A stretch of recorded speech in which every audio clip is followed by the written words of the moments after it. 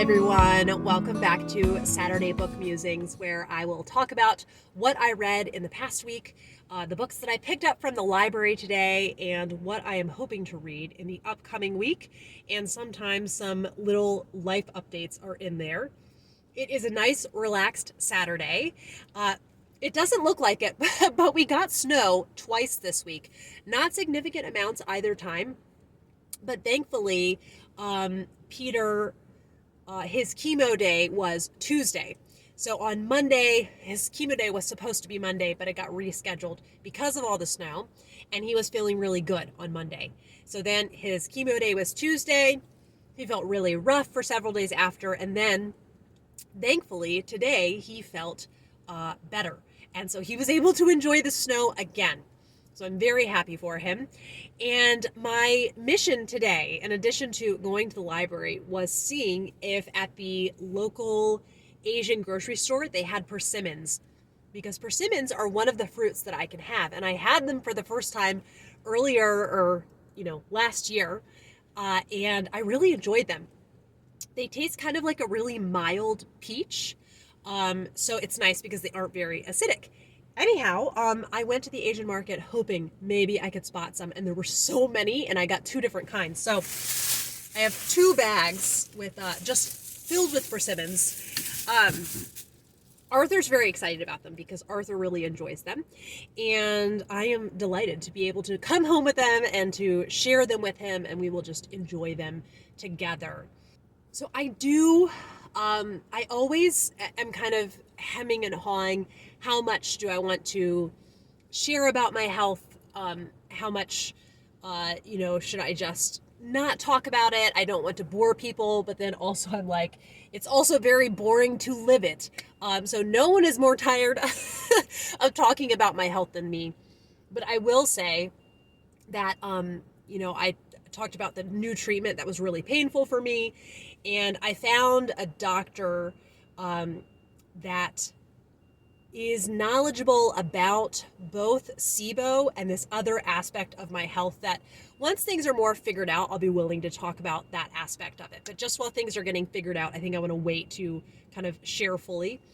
But anyhow, I did a phone consultation with this new doctor, and I said, here is what the treatment that this doctor did, who's not the former doctor is not an expert on SIBO, but he's an expert on the other aspect of my health. And I said to him, so I want a second opinion from you. Would your treatment be radically different? And he said, yes, it would be radically different. He is functional medicine. So that means they get to the root cause of the problem. And I'm really hoping that maybe he might be able to help me figure things out, because it seems like every time I try a new plan, it kind of works on one aspect of my health, but then there are unforeseen side effects that happen. And so with someone like a functional medicine doctor, maybe, I just haven't taken the right tests to figure out why I have kind of all these different symptoms and everything that's progressing each year. So I would appreciate your prayers if you are her prayer, and your well wishes if you are not, because I'm feeling like this could be a really kind of new phase. And I always try not to get my hopes up too much, but I mean, who doesn't want their health to improve when you're chronically ill? So of course my hopes are up. So I need to get some more blood work, and I am going to then meet with him after. And it's the most in-depth paperwork I have ever done in my life. And one aspect of it that I think is really, really good is he has you include a health narrative. So I went back, decades, and I included any little detail that I thought was possibly relevant. And there are so many times I've been in an appointment where I leave the appointment and I say, oh, I forgot to give this detail. So I really loved that. And that's something that he reads prior to the appointment. So he has that knowledge, and he'll come, I'll do the appointment, and he'll either say we need to do some more testing to figure out kind of exactly what is this that's going on, or he'll have kind of a plan.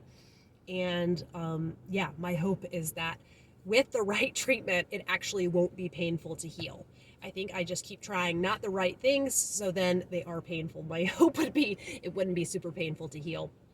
So I do think kind of, it could be this is another plan where my hopes are going to be dashed, and then I'll have to tell you how disappointing it was. But I also think it can be really encouraging to people to hear from others when they're in a dark time of their life, when they're in the thick of it and they're kind of waiting for the sun to rise. And it just feels kind of, you don't really know where to turn next, how to improve things. And so just kind of sitting with you in that moment while I'm waiting and I'm hoping things will turn around. I am really grateful that I have some very exciting bookish things to tell you about. And the first is that I went ahead and I finished First Writer's Call by Kristen Britton. I almost forgot the name for a minute there. And this is the second in the Green Rider series, and I really enjoyed this one. There was, as a part of the plot, one of the characters travels to this other realm and is getting a lot of world building information. That kind of a chapter, or rather section of the book, because it was fairly lengthy, is really not my vibe. And the whole time I thought, like, am I tracking with this? Am I following it? I can't tell if I actually am. But I was pretty much able to follow what was happening. And then by the time Kerrigan, the main character, comes out of that realm, I was really invested in what was going to happen. So by the end of the book, I just thought a solid 4 stars. I really, really liked it. And it did kind of have the sophomoric feel to it. But I do think the background information that we're given when Kerrigan travels to that other realm is really actually just kind of essential to the story. So I see why it had to be there. I do have a history, historically, of not enjoying second books in series as much. It could be me, it could be the books, it could be a mixture. But I'm really happy that I came out of that still feeling like, oh, that deserved 4 stars. I really enjoyed that. And it was just really lovely to be very much swept away in another world. And I'm really enjoying reading fantasy type stories in the wintertime. And I have to say that historically, winter is my favorite season to read in. I love autumn. I love Victober.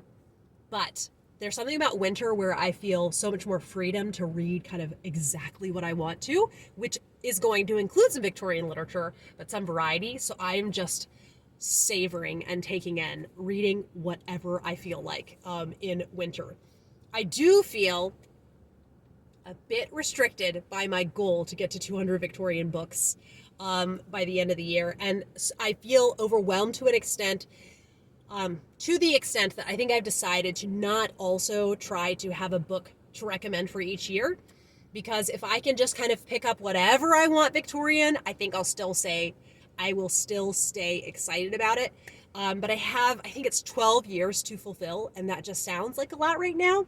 Now, the books that I've read that have fulfilled the years, I've really enjoyed, and they made me branch out. That's why I read W.H. Ainsworth and loved him. That's why I read Frederick Marryat and loved him. So I might change my mind halfway through the year and then have fun like in the spring and summer scrambling to try to finish before Victober. As of now, I think I will just be trying to get to 200 books by Victober, and I will feel challenged by that, and I will have fun with that. I have to say, it's still not looking great for me and Orly Farm. I'm going to persevere. I sometimes, with my Patreon books, there have been a few books I ended up DNFing, and I always feel like such a bad host doing that. I'm really going to try not to do that, but I can't believe it. Like, I suggested Orly Farm as one of the options. I did this to myself, and it's 1,000 pages. And right now, it just feels like a very long book with people I'm not interested in, talking about things I'm not interested in, and doing things I'm not interested in. And Trollope is so wordy in this. And I don't know if it's that he's genuinely more wordy in this, or because I'm not enjoying it, it feels more wordy. Do you know what I'm saying? I'm going to continue. I just kind of want to rip it off like a Band-Aid, but so I don't have it like hanging over my head all of January and February. But I also really want to make progress in the other books that I'm more excited about. So I think I'll just persevere. About 2 chapters a day is what I've been doing. And I do it very first thing in the morning to have it checked off the list. I also started then, after finishing First Writer's Call, I started Dreamer's Pool. Now, I started this on audio. I bought the trilogy on audio, and I listened to a sample, and I did not didn't really pay attention to the fact that there are multiple narrators in the audiobook, and the male narrator, I really don't like his voice. Not at all. I find it very grating. So it was a very jarring beginning to start this, and not loving the narrators. And in addition to that, it feels so different than the Seven Waters series with the opening. There's a lot of harsh language, and the setting doesn't feel cottagecore. It's in a prison, and I thought, oh no, I think we are in trouble with this. So I messaged my other buddy reading ladies, and I said, I'm going to read to 100 pages, and I'm going to decide if I'm going to DNF once I get there. Thankfully, once I got to about 50 pages, things are starting to feel different. So yeah, I'm at exactly 50 pages. So now it's starting to feel more pastoral, but it just felt so different. I was kind of just wanting something else that felt exactly like Seven Waters, which is not, I think that's not fair to put on an author, but that was just my expectation going in. So we will, we'll see what we see. I do think it's really going to grow on me, but just the opening just really caught me off guard. So I maybe should have just been kind of preparing myself more than I did going in. Okay, I did end up finishing The Witch's Brat by Rosemary Sutcliff. There is just something magical about Rosemary Sutcliff's writing, and I loved the feel of this. I loved that there was a character with physical difference who tried to see what he could do to make the best of his life and to maybe even make other people's lives better. And Lovell was his name, and I just found him a really winsome character, and to see his kind of life's journey. So it's crazy because this is just over 100 pages, but it still felt impactful. And so I only wish it was longer because I enjoyed being in this story so much. And I'm really excited just to continue reading more and more by Rosemary Sutcliff. And I love her writing. Now, some exciting bookish news for you. There have been so many times when I have talked about Charlotte Mary Yonge that someone has commented, I really want to read her, but her books are so hard to find in print. And I am a person that I really don't mind reading a Victorian book on ebook. And I think more people could benefit from it because of the accessibility. They're free on ebook, and also the text, you can, if you have vision issues, you can make the text so large. That being said, when I made last week's video and I put up I was looking for a cover art of The Young Stepmother by Charlotte Mary Yonge to put up. And I saw, the image I put up, I thought, that is such an interesting looking cover. And I click on it, and it looks like it's a book that's in print from Amazon. Now, here's the weird thing, is when you search The Young Stepmother on Amazon, it's not going to pop up. It's like not even one of the top choices. I don't know why. Amazon does not like people to see it. I'm not sure what the deal is. That being said, I have 2 in print Charlotte Mary Yonge books to show you, and they happen to be the 2 that I am reading. So here is, if you remembered seeing that graphic, if you watched last week's video, here's The Young Stepmother, and it's in print.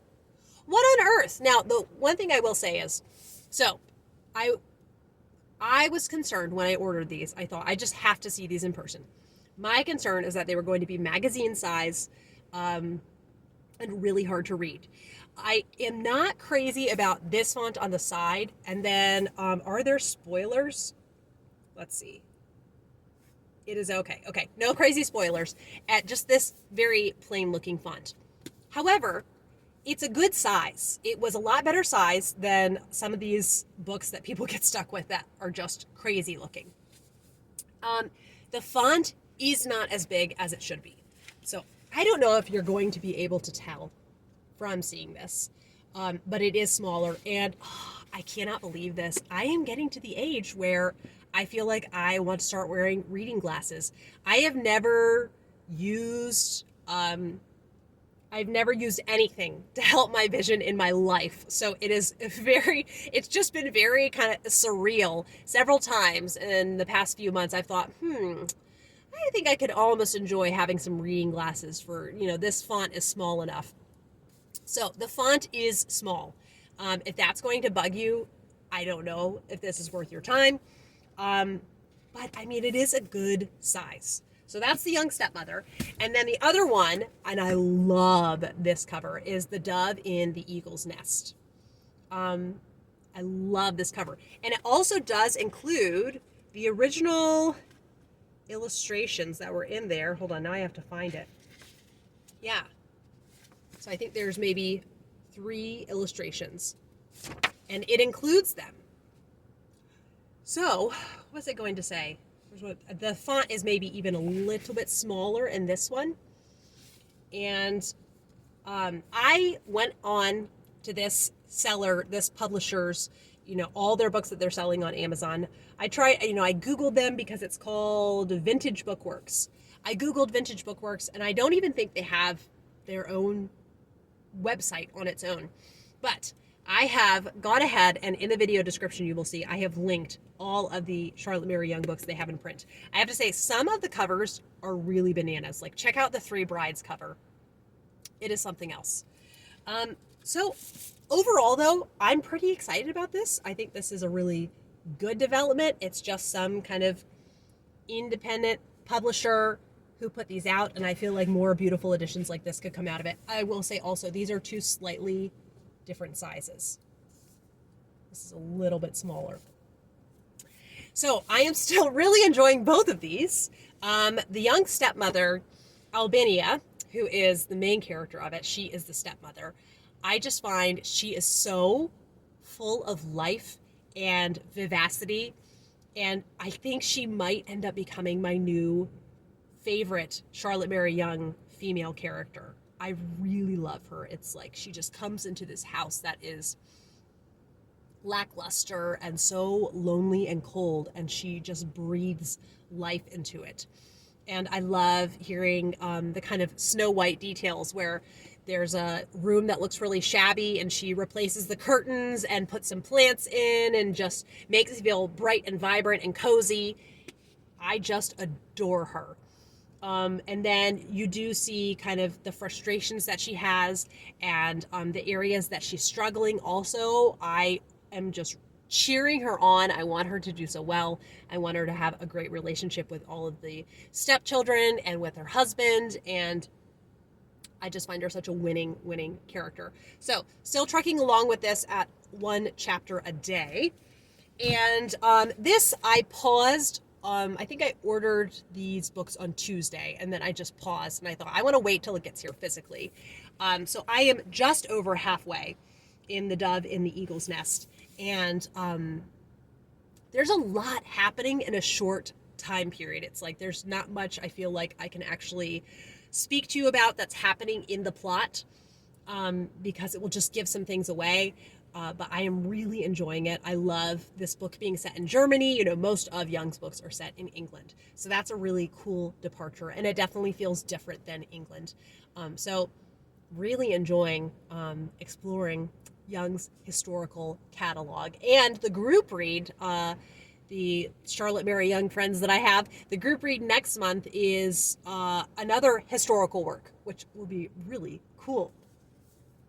Okay, I did kind of a lot of shuffling around with my audiobooks this week. I'm always trying to perfect my currently reading list and my reading short list and what is tippity top priority. I'm feeling really good about it right now. So right now, I started chatting with my friends Becky and Bethany, and Bethany told us that it looks like for sure that Silverborn by Jessica Townsend is actually coming out this summer. This book has been delayed for so many years, and it'll be, oh, okay, it's coming out in 2023 now. No, just kidding, 2024, and here we are, 2025. I'm so excited because it looks like it is actually officially happening, and because you can pre-order the audiobook on Audible, you can pre-order the book on book ordering websites, and I am so excited. I might just use an Audible credit on the audiobook. We will see. But we were just chatting about how we felt like we had kind of forgotten a lot of the Morgan Crow series and we needed a refresher, and then I just got so excited to listen to Nevermoor on audio. I love this narrator. Her voice just works so well for this world, and I think some people might think Harry Potter knockoff, if you see the kind of, I don't know, quirky covers, but it really does feel distinct. It feels like it's its own world. I love the very kind of macabre kind of undertones, but then it's such a cool contrast with a very larger than life feel to the world itself. It's just a really special series that to me stands on its own 2 feet. I don't 100% love it. There's certain things about the plot, and so I don't trust fully that I will love the full series. It's supposed to be 9 books. I feel kind of stupid now having started an unfinished series, but it is what it is. And now it is really fun to anticipate the next one. Jessica Townsend, she did several social media posts kind of explaining the delay, and I think that this 4th one is going to be a big game changer for the entire series. Like, things are really going to start to change based on what's going to happen in this book. So I really appreciate her hitting the brakes and being like, no, it's not what it should be. I don't want to rush this. And I think I have faith that all the delays in publishing meant that she just needed to simmer with the ideas, and hopefully then it was all worth it in the end. Okay, I also did end up starting Wolf Hall, and my goodness, I think I'm going to be one of those people that loves Wolf Hall. And I'm so excited about that, and I'm so relieved. I have to say, I'm going to take my time with it, though, because not even because it feels hard to read. I'm really grateful to Victorian literature. I want to thank Victorian literature for making reading more contemporary things feel less daunting. But it is like a rich steak dinner with its writing, and I want to savor it and enjoy it, and also just give my brain time to marinate on what I've been reading about. I think this is one that I will mostly read via audiobook. Ben Miles is the narrator, and for those of you Lark Rise to Candleford fans, he is Sir Timothy. And I never had, thought about, I would love for him to be an audiobook narrator. But good grief, is his voice, it's just completely perfect for this. So I just think it's so cool for Hilary Mantel. Just think, if you're like, here's this person in history, Thomas Cromwell, who is just despised by most people. That's how, history, how we've come out. Most people kind of despise him. I'm going to write a story with him as the protagonist, and for then it to be so wildly successful. So I kind of thought, what a smart way to open it. If you want to instantly gain sympathy for your main character, to have him being beaten as a small child, what a way to open a story, and to have you instantly kind of having more sympathy for this character than you thought you were going to. So I really, I'm excited for this, everyone. I think it's going to be the year of the Wolf Hall trilogy, honestly. That's how much I'm enjoying Ben Miles' narration, that I think I'm willing to use up 2 more credits on the other Wolf Hall books. So I think I might just read the whole trilogy this year. Now, saying all this, I am only 3 chapters in, but that's how excited that these 3 chapters have made me. Now to show you what I picked up from the library, and you can tell I'm really, I'm trying to restrain myself and not just make this middle grade winter. But just some things happened, okay? So first of all, I did go ahead also and get a physical copy of Nevermoor. I just thought, I don't know, if there's a time I can't really be listening to an audiobook, but I could be reading physically and I just desperately want to get through it. I love the idea of having this and just having something really fun, because the Victorian books that I'm reading, those, take more brain power, and then Wolf Hall is really intense. So I just love the idea of having some really kind of fun, lighthearted things.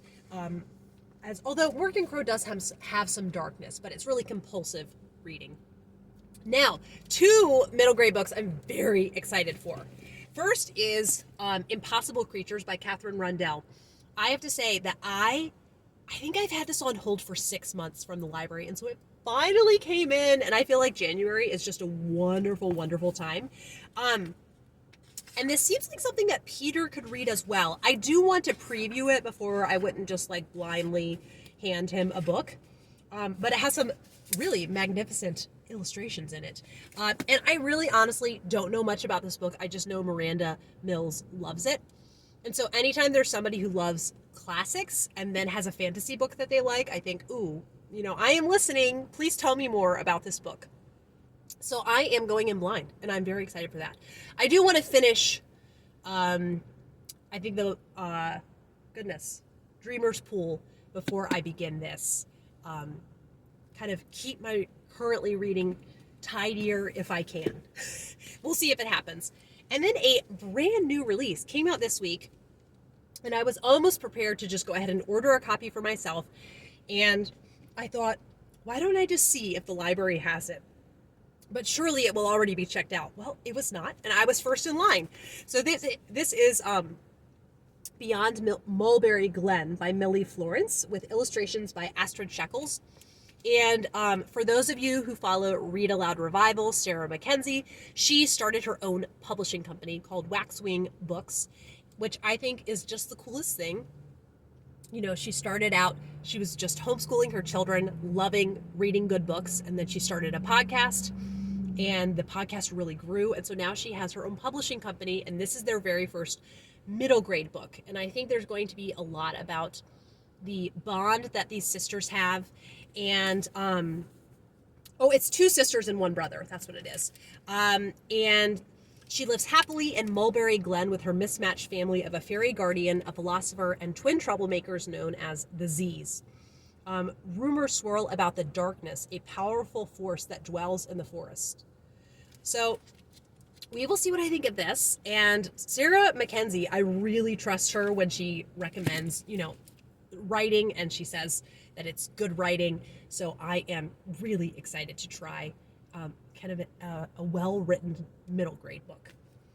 And then I had the best time with reading 84 Charing Cross Road. And then last year I thought, maybe I want to read, the follow-up book. But it's going to happen this year, The Duchess of Bloomsbury Street by Helene Hanff. And this is about her traveling to England because of events that happen at the end of 84 Charing Cross Road. I hope it just doesn't feel too sad, but I don't think it will. I think she'll just be really excited to be in England, and just delighted to be reading this. And then I picked up Romancing the Stone. This is a movie I have never seen, and I just hear so many wonderful things about it. I really want to give it a try. I really do enjoy Michael Douglas in the movies that I've seen him in. We'll just have to see what I think of this. It seems like it could be really fun and cheering for the winter time. Okay, then lastly, guess what came in? And that is Martin Van Buren, America's First Politician, James and Bradley. I feel so elated that I get to be the first person at the library to check this out. I mean, I don't really think there are mobs of people out there just clamoring for Martin Van Buren biographies, but I am excited. I did start the other Martin Van Buren biography, and I could tell it's just so rapid fire. It's not my style of biography. In a pinch, I would read it, but since this one came out, I want to try it to see what I think of it. I could end up not liking the writing style at all, and I'll come back being like, okay, I didn't like it. It looks like it's around 500 pages. What I love is in the other book, it did reference, apparently there's a Seinfeld episode where Kramer, because just through a set of circumstances, he accidentally finds out about this secret society of people that love Martin Van Buren, and they're called the Van Buren Boys, and it just sounds so over the top. So I definitely want to watch that Seinfeld episode just to see it for myself. Yes. So that is all of the books, all of the things, and I am excited to continue on with these books. I want to go home and get cozy, put on comfy pants, and maybe I'll work on Blackthorn and Grimm, Dreamer's Pool. But also, what sounds really nice is just listening to Nevermoor on audio and working on puzzles on my tablet. I love doing that so much. Thank you, as always, for watching. I really hope that you have an excellent week with cozy things and books that you love and just beauty that you find in the week. And I will be back with another video soon. Bye!